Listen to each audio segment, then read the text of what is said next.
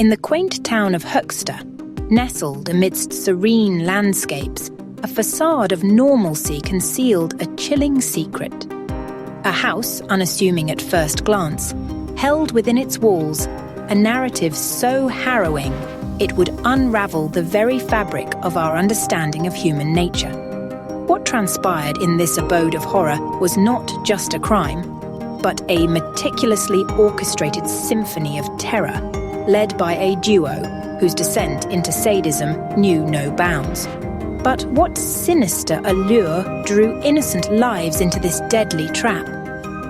How did a place meant for solace transform into a chamber of horrors? And who were the masterminds behind this macabre saga? Hey, spooky enthusiasts, welcome back to Story Weaver, where we dive into the most bone-chilling mysteries from around the world. If you haven't already, make sure to hit that subscribe button and ring that notification bell so you never miss out on our hair-raising adventures. Today, we're venturing into the heart of darkness in Höxter, uncovering the twisted tale of a couple whose thirst for cruelty culminated in the infamous horror house. Join us as we peel back the layers of this gruesome story, seeking answers and understanding in the midst of unimaginable horror. In the serene facade of Höxter, a malevolent plot was brewing, masterminded by Angelica W and her ex-husband. To the outside world, they were just an ordinary couple living a mundane life. But behind the closed doors of their seemingly innocuous home, they harbored dark intentions that were anything but ordinary. The couple devised a sinister plan, exploiting the innocence and vulnerabilities of young women seeking companionship. They turned to personal ads, a method as old as time, yet effective in its simplicity. These ads, woven with words of care and promises of love, were nothing but a facade, a trap laid with meticulous precision. As responses to their ads started pouring in, Angelica and her partner scrutinized each one, not for compatibility, but for susceptibility. They were not looking for love. They were hunting for their next prey. The unsuspecting victims, drawn by the allure of a new beginning, could not have foreseen the nightmare that awaited them. One after another, young women crossed the threshold of the horror house, their hopes and dreams unknowingly walking into a web of deceit and torment. The house, once a symbol of safety and comfort, became the stage for acts so vile they would scar the conscience of Höxter forever. With each victim, the couple refined their methods, their twisted desires fueling a cycle of brutality that knew no bounds. But as the saying goes, the darkest secrets cannot stay hidden forever. The walls of the horror house, witnesses to unspeakable acts, could not contain the truth for long. Beyond the unassuming exterior of the house in Höxter lay a reality so grim it defied comprehension. The victims, lured by the false promise of love and companionship, found themselves trapped in a living nightmare from which there was no escape. The interior of the house, a stark contrast to its outward appearance, was a maze of despair. Rooms that once might have been filled with laughter and warmth were now stages for a sinister performance of torture and control. The air was thick with the weight of fear, each corner a testament to the countless horrors that unfolded within these walls. Angelica W and her ex-husband, now the orchestrators of pain, took perverse pleasure in the suffering of their captives. The methods they employed were not just physical, but psychological, designed to break the spirit and erase the very essence of their victims. The house, with its soundproof walls, became an echo chamber of agonizing screams and pleas for mercy that went unheard. The victims, isolated from the world, found themselves in a relentless cycle of abuse. Each day brought with it new forms of torment, each more harrowing than the last. The couple's methods were methodical, each act of cruelty meticulously planned to inflict maximum suffering. The victims, stripped of their dignity and hope, were mere puppets in a grotesque show directed by their captors. But even in the darkest of times, the human spirit can find a glimmer of resilience. Amidst the despair, some victims sought ways to endure, clinging to the faintest hope of survival. They learn the art of masking their pain, of hiding their fear behind a veil of compliance, in a desperate bid to outlast their tormentors.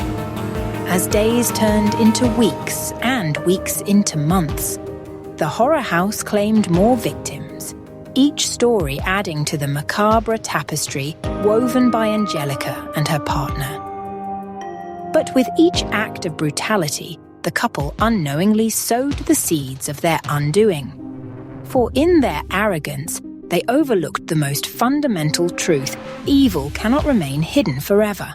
The walls of the horror house, silent witnesses to unspeakable acts, began to whisper secrets into the ears of those willing to listen. And as the whispers grew louder, the path to unveiling the truth became clearer, setting the stage for the eventual downfall of the House of Horrors. The heart of the horror in Höxter lay not just in the physical confines of the house, but in the unimaginable methods of torture devised by Angelica W. and her ex-husband.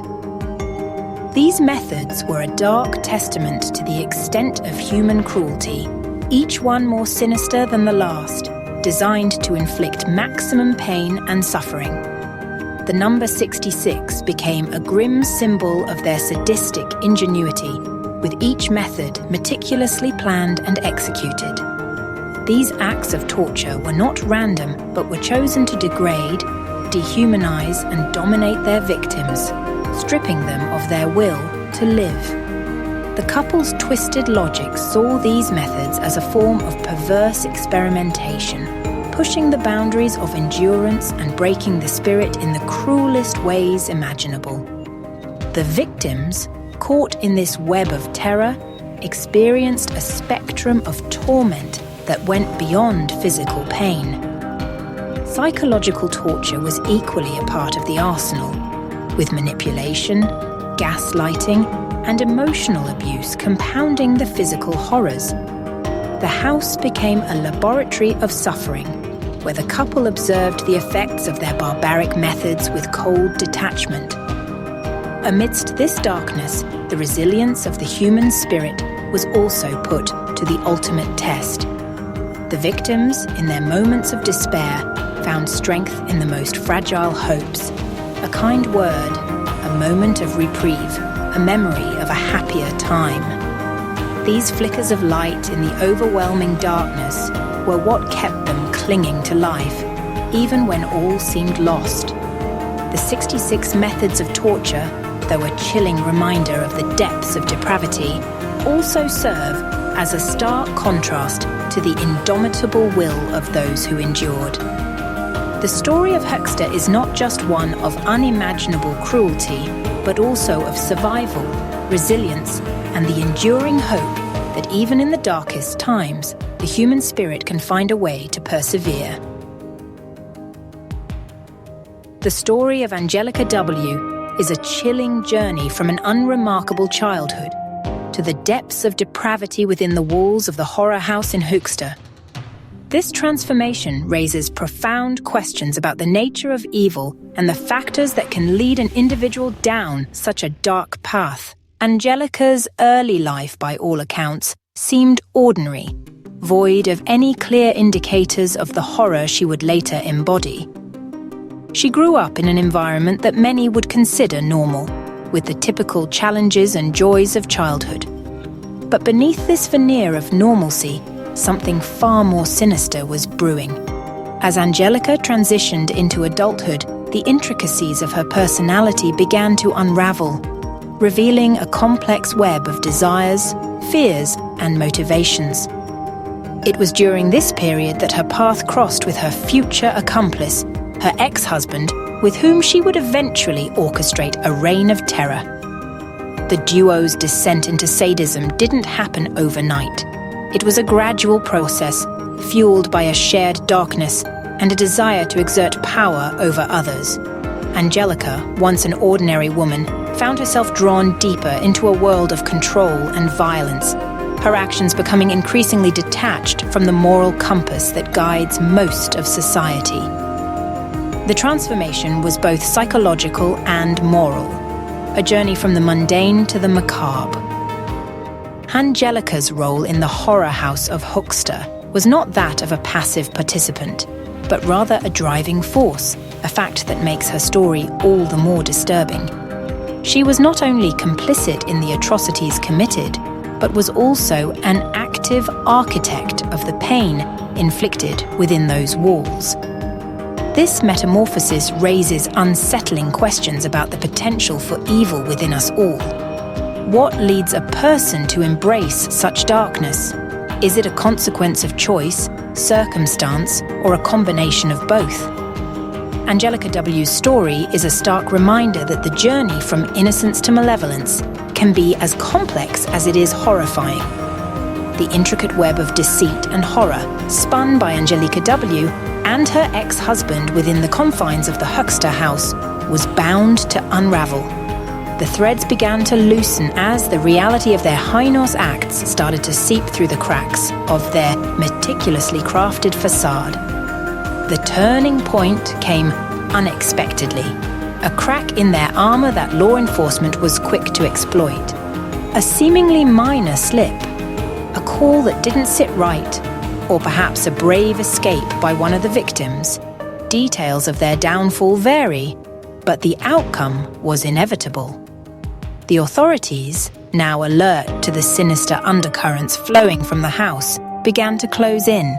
As the investigation deepened, the full extent of the couple's atrocities came to light, each discovery more horrifying than the last. The house, once a silent keeper of dark secrets, now echoed with the voices of those who had suffered within its walls.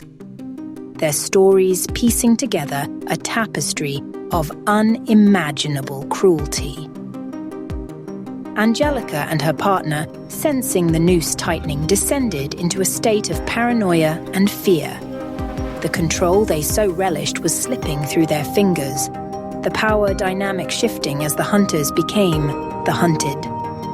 Their final days of freedom were marked by a frantic desperation, a stark contrast to the cold calculation that had defined their reign of terror.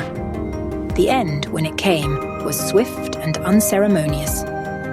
Law enforcement, armed with overwhelming evidence and fueled by a determination to bring justice for the victims, apprehended the couple in a raid that marked the final chapter of the Horror House saga. The capture of Angelica W and her ex-husband was not just the closure of a case, but a moment of profound reflection. It was a reminder of the darkness that can lurk behind the most ordinary facades and a testament to the resilience of those who survived their ordeal. The unraveling of the couple's scheme brought with it a somber reckoning, an acknowledgement of the pain endured by the victims and the enduring scars left on the community of Höxter. As the dust settled on the harrowing case of the horror house in Höxter, the community and the world beyond were left to grapple with the magnitude of the tragedy.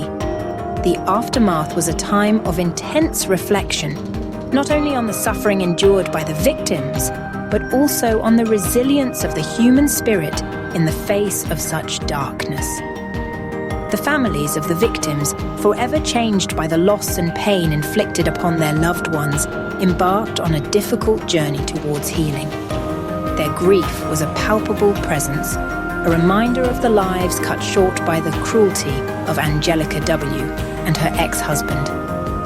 Yet in their mourning, there was also a strength, a determination to ensure that the memory of those they lost would not be defined by their final moments, but by the lives they lived. Society, too, was forced to confront uncomfortable questions about how such evil could flourish unnoticed. The case sparked discussions on the nature of trust, the vulnerabilities exploited by predators, and the mechanisms that might be put in place to prevent similar tragedies. It was a wake-up call, a stark reminder of the need for vigilance and empathy in equal measure. In the town of Höxter, the horror house, once a place of unimaginable suffering, became a symbol of something else, a community's capacity for compassion and unity in the face of adversity. Vigils were held, memorials erected, not just as a tribute to the victims, but as a testament to the collective resolve to heal and rebuild. The legacy of the horror house is complex, woven from threads of pain, loss, resilience, and hope.